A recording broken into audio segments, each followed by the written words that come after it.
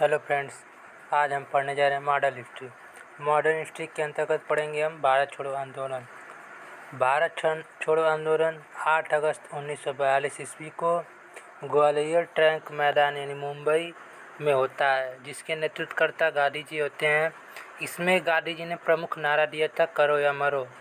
यह जो आंदोलन होता है 14 जुलाई 1942 ईस्वी में वर्धा सम्मेलन प्रस्ताव छोड़ने भारत छोड़ो आंदोलन के बाद होता है।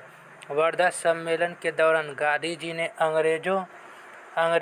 कांग्रेस नेताओं को चेतावनी देते हुए कहा था कि मैं देश के बालू के कण से आंदोलन शुरू करके कांग्रेस से भी बड़ा आंदोलन खड़ा कर सकता हूं।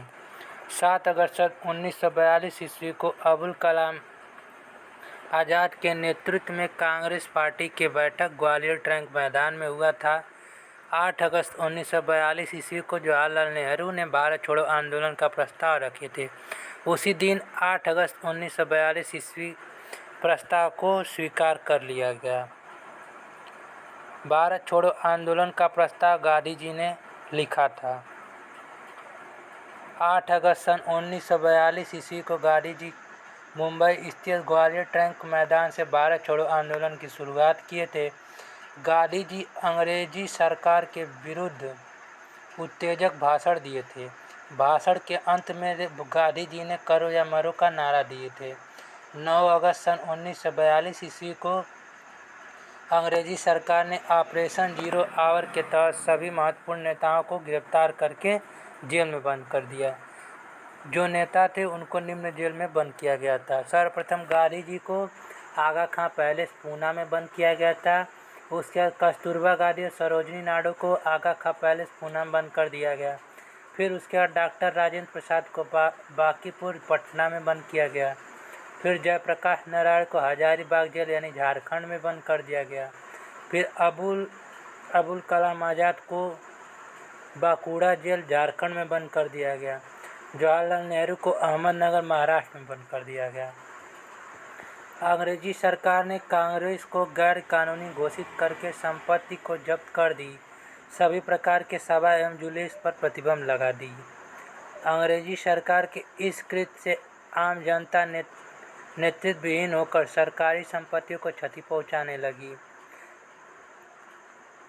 अच्युत पटवर्धन, नवीन पटनायक, केशव बाबू, राम मनोहर लोहिया, अरोड़ा, आसफ अली एवं उषा मेहता भूमिगत यानी अंडरग्राउंड होकर भारत छोड़ो आंदोलन का नेतृत्व करने लगे। 14 अगस्त 1942 ईस्वी को उषा मेहता ने भूमिगत रूप से बम्बई में रेडियो प्रसारण की शुरुआत की थी, जिसके माध्यम से आंदोलन को दिशा निर्देश होने लगा। रेडियो का प्रसारण मद्रास तक किया जाता था। इस रेडियो पर राम मनोहर लोहिया प्रतिदिन शाम को बोलते थे। जयप्रकाश नारायण हजारीबाग सेंट्रल जेल में भागकर भूमिगत रूप से नेतृत्व करने लगे। अंग्रेजी सरकार ने 4 महीने बाद रेडियो प्रशिक्षण केंद्र को खोज करके जब्त कर ली। भारत छोड़ो आंदोलन के समय में 3 स्थानों पर भारतीयों द्वारा अधिकार करके स्वयं सरकार बनाई गई। सर्वप्रथम बलिया में चित्तू पांडे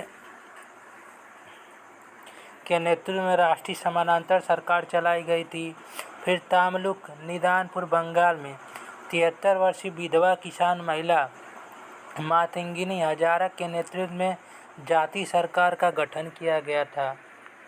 फिर सतारा महाराष्ट्र PVYB चौहान के नेतृत्व में सतारा महाराष्ट्र में राष्ट्रीय समानांतर सरकार चलाई गई थी, जहां 1945 तक सरकार चली थी।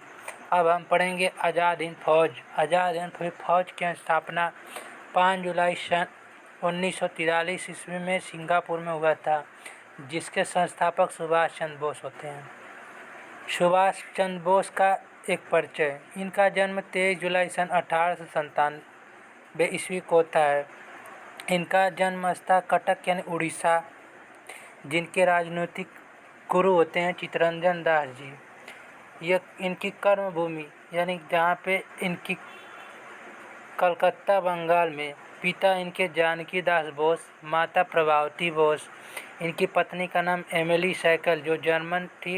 इनका विवाह 1937 ईस्वी में हुआ था। इनकी पुत्री का नाम अनीता बोस था। बड़े भाई शरद चंद्र बोस। इनके भतीजा अरविंद द्विजेन शिशिर थे। भतीजी इल्ला थी। मित्र इनके हबीब खां, अकबर मियाँ। भाइयों की संख्या 8 थी इनके और बहनों की संख्या 6 थी। सुभाष चंद्र बोस अपने पिता के 9वें संतान थे। 1919 ईस्वी में स्नातक परीक्षा पास किए थे। कलकत्ता विश्वविद्यालय 1920 ईस्वी में सिविल सेवा परीक्षा पास करके चौथा स्थान प्राप्त किए थे जो सुभाष चंद्र बोस थे। 1921 ईस्वी में सुभाष चंद्र बोस असहयोग आंदोलन में भाग लेकर पहली बार राजनीति में आए थे। 1921 ईस्वी में असहयोग आंदोलन के समय में सुभाष चंद्र बोस पहली बार कुल 11 बार जेल गए थे। 1923 ईस्वी में सुभाष चंद्र बोस पहली बार कलकत्ता का मेयर चुने गए थे। 1938 ईस्वी में सुभाष चंद्र बोस भारतीय राष्ट्रीय कांग्रेस का वार्षिक अधिवेशन हरिपुरा यानी गुजरात हुआ था, इसीलिए पहली बार सुभाष चंद्र बोस का अध्यक्ष चुना गया था।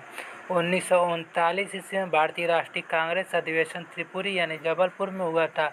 इसमें दूसरी बार सुभाष चंद्र बोस को अध्यक्ष चुने गए थे। गांधी जी के विरोध करने के कारण सुभाष चंद्र बोस त्रिपुरी अधिवेशन की अध्यक्षता से इस्तीफा दे देते हैं। उसके बाद डॉक्टर राजेंद्र प्रसाद अध्यक्ष चुने गए थे। 1939 ईस्वी में सुभाष चंद्र बोस त्रिपुरी अधिवेशन यानी जबलपुर मध्य प्रदेश अधिवेशन की अध्यक्षता से इस्तीफा देने के बाद कानपुर में स्थित मुकुर यानी उन्नाव नामक स्थान पर फॉरवर्ड ब्लैक पार्टी की गठन किए थे। 1940 ईस्वी में सुभाष चंद्र बोस ने कलकत्ता स्थित हॉलैंड स्मारक को ध्वस्त कर दिए।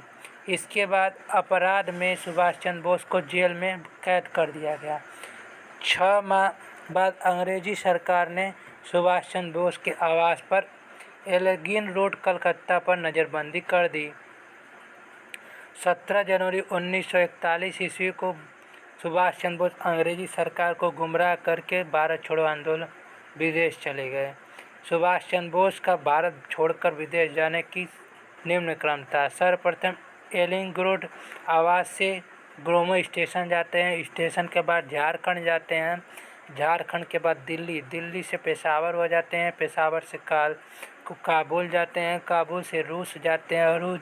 रूस के बाद बर्लिन जर्मनी जाते हैं। जर्मनी के बाद टोक्यो जापान जाते हैं। जापान से सिंगापुर से बर्मा से मलेशिया। यह निम्न क्रम से सुभाष चंद्र बोस अन्य विदेशों में जाते हैं। सुभाष चंद्र बोस पेशावर से काबुल जाते समय जियाउद्दीन पठान नाम से अपना पासपोर्ट बनाते थे। सुभाष चंद्र बोस कुछ समय तक मुख बाधित यानी गूंगा सन्यासी के रूप में काबुल में रहे थे। सुभाष चंद्र बोस मॉस्को से बर्लिन जाते समय ओवरलैंड मेजोटा के नाम से अपना पासपोर्ट बनवाए थे। जर्मनी के चांसलर हिटलर से सुभाष चंद्र बोस ने मुलाकात किया था। इसी अवसर पर हिटलर ने नेताजी कहकर नाम सुभाष चंद्र बोस को संबोधित किया था। 2 नवंबर सन 1942 ईस्वी को सुभाष चंद्र बोस ने फ्री इंडिया सेंटर नाम से रेडियो प्रसारण की शुरुआत किए थे। कैप्टन मोहन सिंह ब्रिटिश सेना में सेनापति थे। इन्हें 40,000 भारतीय सैनिकों का कमान ब्रिटिश सरकार सौंपी थी। अंग्रेजों की तरफ से द्वितीय विश्व युद्ध में लड़े थे। कैप्टन मोहन सिंह रंगून यानी बर्मा ने जापानी सेना के साथ युद्ध करते हुए पराजित हो गए। जापानी सेनापति मेजर फुजिवारा ने कैप्टन मोहन सिंह सहित 40,000 भारतीय सैनिकों को बंदी बना लिया। आध्यात्मिक गुरु ज्ञानी प्रीतम सिंह के अनुरोध पर मेजर फुजिवारा ने कैप्टन मोहन सिंह को मुक्त कर दिया। ज्ञानी प्रीतम सिंह के सुझाव पर कैप्टन मोहन सिंह ने 15 दिसंबर सन 1942 ईस्वी को मलाया में आज़ाद हिंद फौज की स्थापना की यानी इंडियन नेशनल आर्मी की। कैप्टन मोहन सिंह जापानी सेना के साथ मिलकर अंग्रेज़ों के विरुद्ध युद्ध करने लगे।